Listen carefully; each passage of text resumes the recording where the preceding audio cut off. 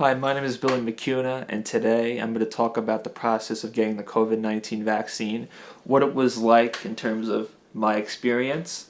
So, first of all, if you think that you're eligible under the categories in New York State that are currently available right now, you'll have to get a doctor's notice, some sort of proof of eligibility, in order to get the vaccine.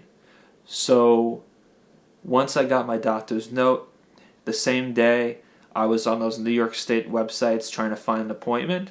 And the thing is that you have to be a little tech savvy in order to get an appointment, because if you're not tech savvy, it's great to have someone help you.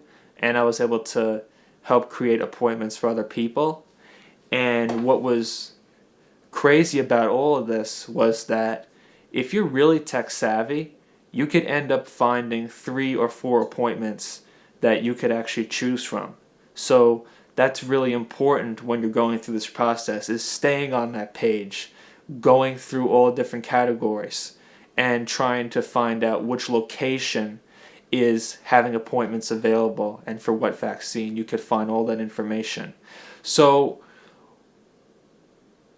I actually got an appointment at the Javits Center after getting an appointment for Aqueduct, which I canceled because it was all the way in April. I ended up getting something at Javits Center, so I'm going to talk about that process now. So on my scheduled day of going into Javits, it was very overwhelming, because as soon as you walk through those doors, there is tons of lines that you have to go through, and but the military were there. They were all professional. They were all working really, really hard. But the thing was that people got kicked out of line for taking videos and photos of the actual vaccination floor.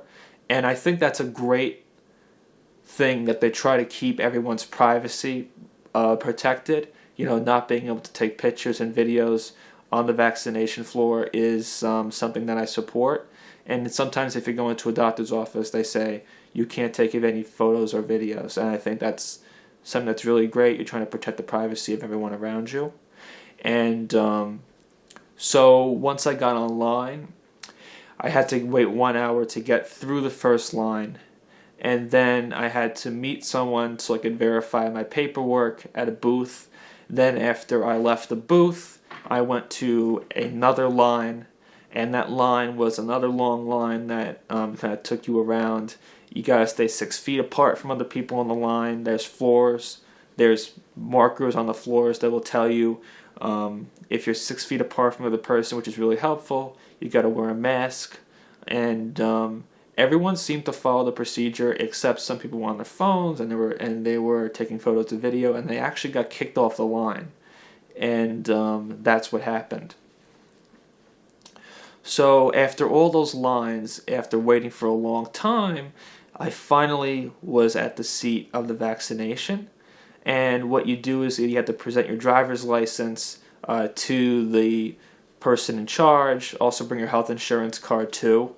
And that's what happens when they check it over, and then getting the actual COVID-19 vaccination. So what it did, just take off the shirt, they put in the thing, they tell you, they give it on a Band-Aid, tell you we're all good to go.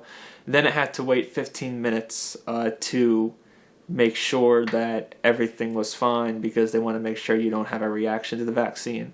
And then I was all pretty much ready to go. I took the Long Island Railroad home. I went home to work in my office, which is right here. So after that, everything was fine. But if you are trying to look for an appointment and you aren't so tech savvy, maybe have someone help you. Maybe start to learn those keyboard shortcuts if you think that you can handle them. And that's pretty much it. That's just me talking about my vaccine experience, and I want to thank everyone, all the essential workers who worked really hard this past year trying to help everyone who's been infected by this virus. And, you know, I want to thank all the essential workers who are working around the clock to try to vaccinate this country, because what this country is going through right now is a very, very sad time. People are dying left and right. And, there's people that don't believe in the vaccine. There's a lot of things that are really disturbing. But I want to thank all the essential workers who are working really hard for the country. So that's my vlog for today. Hit subscribe. And thank you so much for watching this video.